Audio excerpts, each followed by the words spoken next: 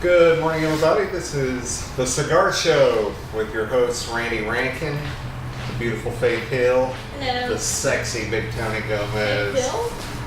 Did I say Faith Hill? Faith I'm Cox. saying Cox. I was fantasizing there for a minute. Faith Cox. Where did Faith Hill come from? Well, the Country Music Awards were last night. Did you watch that? I don't know if she was on there. I watched it. Oh, no, that is I didn't hilarious. see Faith Hill, though. I've never done that. Anyway, great opening, guys, right?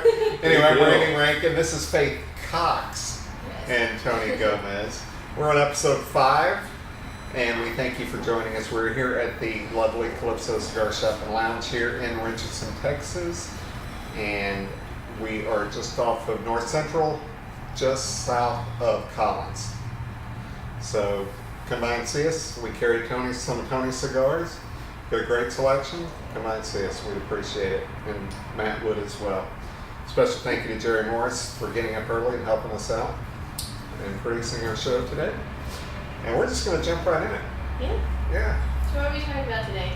I was going to have you sing since you're Faith Hill today. Oh, God, no. No? Okay. That is not happening. Okay.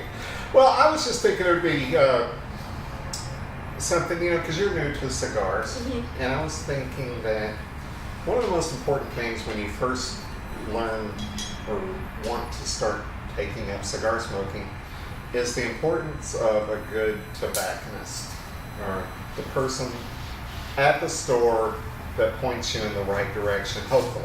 Yeah. And puts the right stick in your hand that first time, because if you don't like that first time, there's probably not going to be a second time. Mm-hmm. Am I correct? Yeah. Right. So, Faith, you were the most recent starter. Mm-hmm. What was your experience like the very first time you went into a store? And we're not going to mention any stores' names. We're not here to put down anyone. So I went to a store nearby Houston. Okay. And it went pretty well. I went in there. It was a huge walk-in humidor. It had a lot of cigars. Of course, I didn't know where to start. So I started talking with this guy who came in and started talking with me about if I wanted a cigar, what was I looking for, have I ever smoked before. So we kind of covered the basics, like, am I new to cigars? What area are you leaning towards?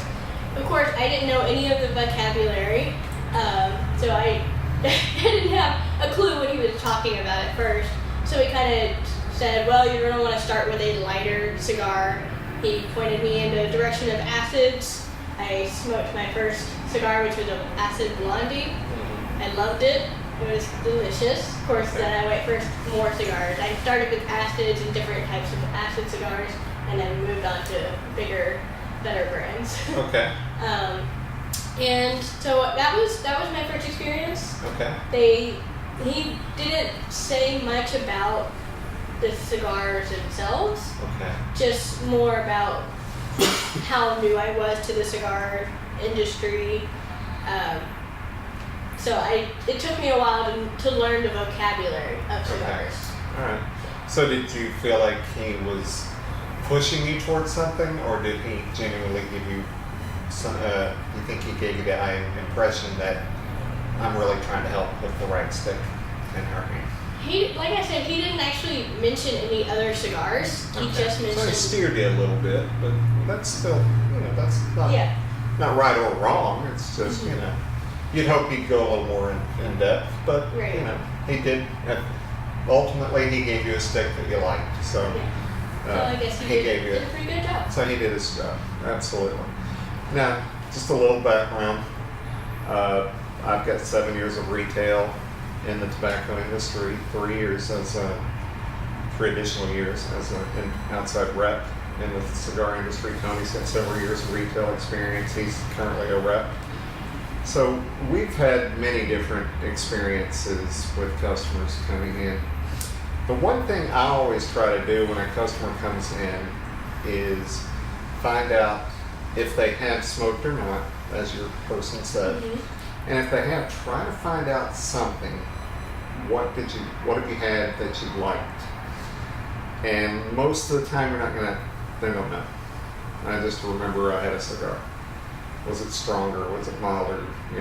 Was it something in between? And that gives you the best idea on where to point them. Just don't steer them into what you want to sell. And I know that's something that means a lot to you. I think it's important. You really kind of. I think it's important that you don't push just like one or two certain brands. I think it's important that you sell them something that they want, of course. And I think it's important that, like first time out, you remember to keep them in a certain price range. I always thought it was important to keep them at a certain price range, of course, because like you were just talking about, you want that first experience for them to be a good experience. Right. I think if you hit them at a real high price point, their first time out, and it wasn't a good experience for them, mm-hmm. that made it all the more harder for them to come back. Okay. If they were at a certain price point, within like a $7, $8 price point, and they didn't agree with the cigar very much, well, they pretty much looked at it like, well, let me try another kind next time. And they would come back and see you and want to try a different type. But yeah, that's a real important point, though, I think. Now, I know, and I've seen it happen, and it happens here, I'm sure you had it. A customer will come in, they've heard of Cohiba. Mm-hmm. So they'll come in and they'll say, yeah, do you have any Cohibas? And you're like, okay, which one do you want? Oh, I don't know, I just want a Cohiba. Okay, nothing wrong with Cohiba, but it's an expensive cigar, it can be $18, $20, And what if they spend $18, $20 and they don't like the cigar? I'd rather give them two cigars in the $8 or $9 range, and then they can try and compare and contrast as to what they like, and that's what I try to do. I've seen it happen at other stores, and I really respect those stores that do that. It would be easy for the store to just say, hey, I just sold an $18 cigar, It's so easy for a new customer, a person that's not smoked a cigar, to come in and to judge a purchase solely on the band in the box. Yeah. Right. And they get caught up in, they look at just that appearance of the band in the box. And a lot of times the better cigar will not have that flashy appearance. Mm-hmm. And you'll know that, and you'll try to, and that's a perfect example. The Cohiba Nicaraguan, I think, in my opinion, is the better of the blends, and it has the lesser of the flashy bombs. Right. It doesn't have the fancy tube or anything, but I think it's the better than the Cohiba Red Dot, which of course is the one with the fancy tube and everything. Mm-hmm. So a lot of times the customer feels, well, if I buy that red, the Red Dot tube, it'll be in my opinion, the Nicaraguan, which is the better blend, in my opinion. Right.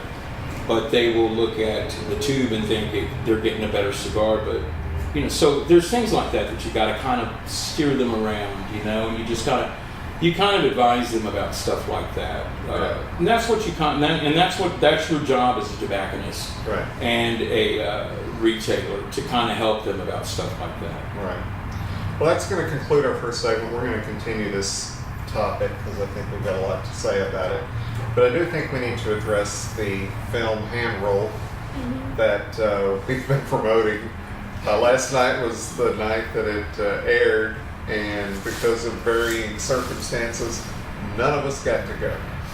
So, Tony, did you find out for sure if it's on Amazon? Well, I was trying to look it up. I was having issues with my internet last night, so I didn't. But I do know from a reliable source that it is on Amazon, Amazon Prime is what I heard. So you can look it up on that. Also, there is another screening tonight. If you're watching this podcast on, what's today's date? The 15th? Today's Thursday, the 15th of November. If you're watching it today, it is being screened at a certain cigar lounge on Beltline Road and Midway. You can look that up. So that's all I'm going to say. You know where to go look for it. It is a cigar lounge and cafe on Beltline and Midway, and it is playing tonight. So you can look that up. And we don't even know what their circumstances are. I don't know the time. That's what I mean. Or anything. I don't know. Yeah, so you'll just have to look that up. But it is screening tonight in Addison. So if you want to check that out, if you're watching us this afternoon on the podcast, it is still playing tonight. You can go check it out. I talked with my good buddy Fish yesterday over at the internet, over at the underground, the internet. You're talking to it at the internet? Yeah, I was at the internet. Yeah. Anyway, I ran into the great Jerry Catrone and Fish, and I got to meet the great Robert Caldwell yesterday. Shout out to Robert Caldwell, man, great guy, great cigars, just all around a great person. It was an honor to meet Robert, but Fish was letting me know that he saw the film at IPCPR this year, and he said it was a great film, but everybody in the industry needs to watch this. So I'm going to make it a point to watch it this weekend on Prime. But I think it's, and he reiterated what we were talking about, that it delves into the history.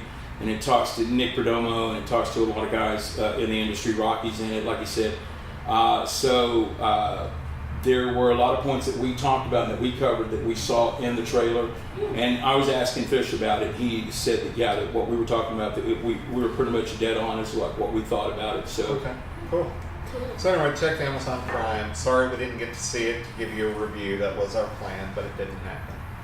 Yeah. So we apologize, but things happen. At some point we might revisit it if we all see it. Absolutely. And want to talk more about it. Yeah, we will review it eventually. If you have seen the film and you're watching the podcast today, or you watch it tonight and you see the podcast, give us a quick rundown on it. If you want to give us some feedback on it, give us your review of it in the comments. If you liked it, if you didn't like it, just let us know what you thought about it. We're always up for that. And guys, you're always welcome to leave comments and everything. We appreciate all the views that we get. Everything's been very positive so far, so we appreciate all the clicks, all the views that we get. We hope that you guys stay with us. Absolutely. We really do. We appreciate everybody taking their time to watch the podcast. Absolutely. I mean, let's face it, they're watching it because of me. But, Absolutely, buddy. I mean, I'm sorry, it's probably fake. Fake Hill. Faith Hill, well, we got Faith Hill, man. Bring on an A-list celebrity there. Let's get back to the tobacconist thing. Mm-hmm. So, Faith, you had mentioned when we were talking about this topic that you don't know the vocabulary. Right. What verbiage are you wanting to know? Enlighten it. So I keep hearing these different things like Maduros, different types of those cigars. I don't know what those mean. Maduro is a leaf. It's the alum leaf. Mm-hmm. It's the wrapper. Okay. And it's a darker leaf. And that's something we were going to get into. A lot of people assume that the darker the leaf, the stronger the cigar. Mm-hmm. They also assume that every dark leaf cigar is Maduro. Mm. Both of those are not accurate. You mentioned the cigar, the Rocky Patel Edge. Corojo is stronger than the Rocky Patel Edge Maduro. Yeah. And it's been a while since I've had either one, but I do agree with you on that. Connecticut, you've heard us talk about Connecticut. Connecticut is another wrapper. You've got Habano, you've got Connecticut, you've got Maduro, you've got, I'm drawing a blank, Sumatra, Cameroon. There's several different types of wrappers. And what each one brings a different element to the cigar. Right. One thing that, like in a Connecticut, you're going to get the creaminess, generally creamy or buttery. Mm-hmm. Maduro, a lot of times it's very earthy. Sometimes you get that dark baker's chocolate kind of taste to it. Cocoa, you definitely get the cocoa taste. And that falls in line, I think, a lot that The cocoa kind of comes in more like when the Habano is introduced, but I have gotten it in a Maduro as well. But yeah, several Maduros actually. Yeah, but anyway, that's what that is. And but you shouldn't ever be afraid to ask your tobacconist. You said Maduro. What is a Maduro? Can you explain that to me? And they should be able to do that. And if they can't, then you're really not going to get the full service that you need to make your proper decisions and to grow. Especially as a newcomer to cigars. Yeah. Now, if you're someone who's going to smoke 2 cigars a year, you probably don't care, and you just come in and say, "Yeah, I'll take that." And I think that's important, man. That your tobacconist be approachable, and that your tobacconist be someone that you can go to with questions. I know a lot of times it's easy to kind of throw a lot of information at a consumer when they're first coming in, when you're just trying to when you're just trying to ask questions. And one of the big things in the cigar industry that keeps consumers from coming into cigar shops is a lot of times they've even said it, that they get intimidated because they don't know, like, oh man, I don't know anything about cigars, so I don't want to go in. And really, that is something that that the cigar industry needs to work on as a whole to kind of dispel that, because the day of the old smoky cigar lounge has really kind of had its day. Yeah. And I think we've seen that because you go into cigar lounges now and every demographic's there. Men, women, different economic levels. Look, we were talking briefly about that in one of our other podcasts about how the history of the cigar was at one time just for the elite, men of a certain age and men of a certain, I guess you could say, income level. But and I think that both, that kind of ties into it also. But okay, so we're going to go into our third. We're going to go into our third segment. Just letting Jerry know so that he knows what our timing situation is. Did not mean to cut you off. No, you're good, bro. You know me, I go too long anyway. So yeah, boy, do we know you. No, hey, bro. And I love to hear the sound of my own voice, man. So everybody knows that, man. Hey, you're our biggest fan, man. Hey, so that, buddy. And but what was the one topic I wanted to ask you about that we mentioned earlier? And that is the shop owner, and this is a catch-22 probably in all of retail, not just cigars. The shop owner has a cigar that's not selling, and they see a customer come in that's new, and they're thinking, I'll push this cigar off on this guy, Do I see this guy coming? And that is just, you might make your sale, but that guy's probably, or girl, is probably not going to come back to your store. I tell you because what. they're probably not going to like that cigar. Okay, I have the answer for that. And were you going to go to Faith first?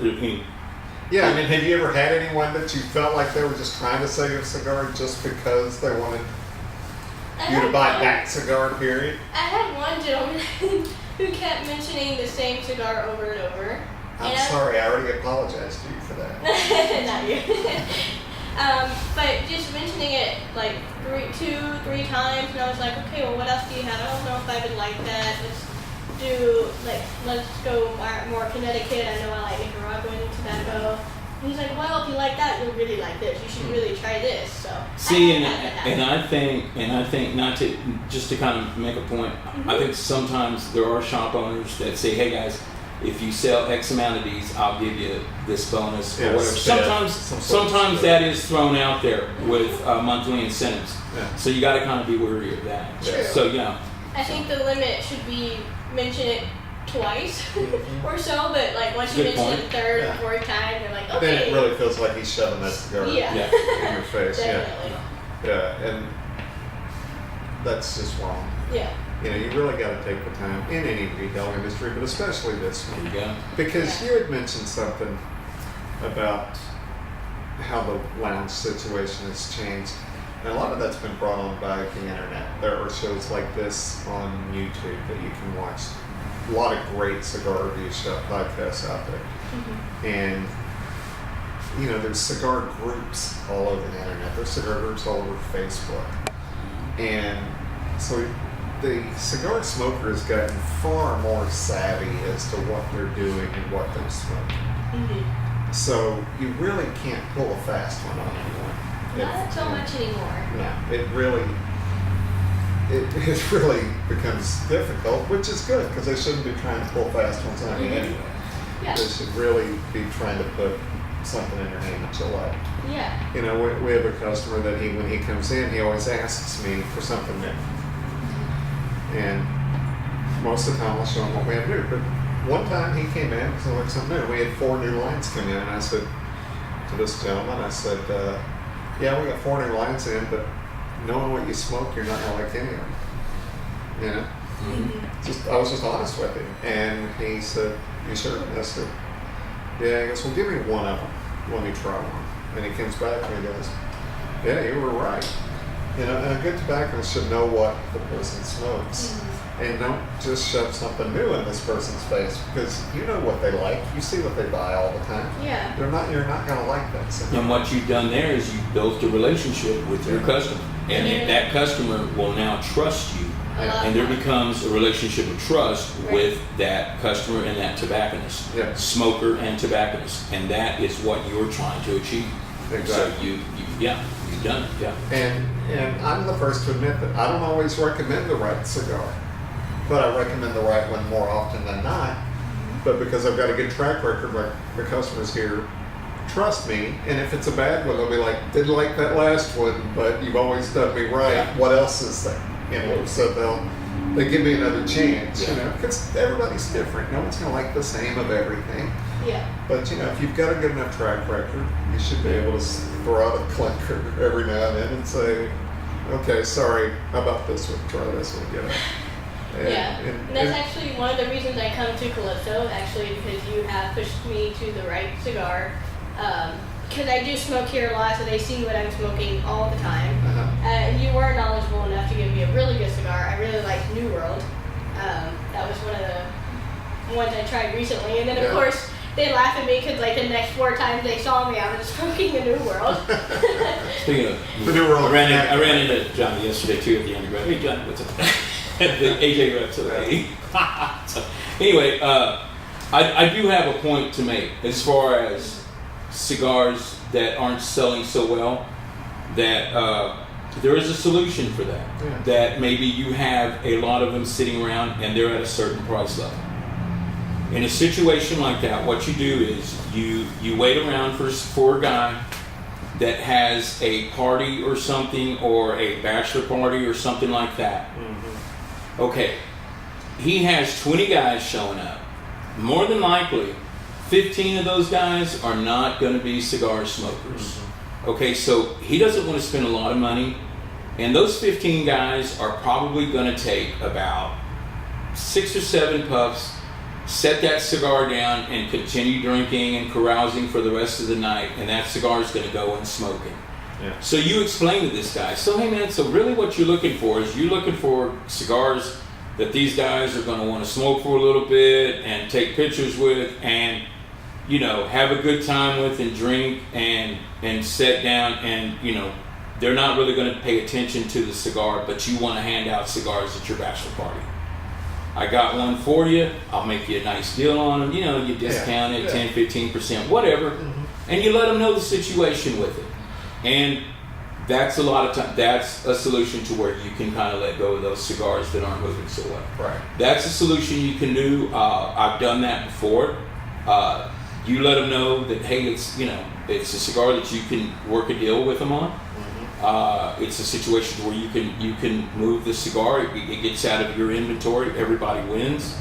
But as far as kind of like seeing a new guy come along and saying, "Oh man, I got a great cigar for you," no, I've never felt good doing it, and I wouldn't do that. No, I wouldn't either.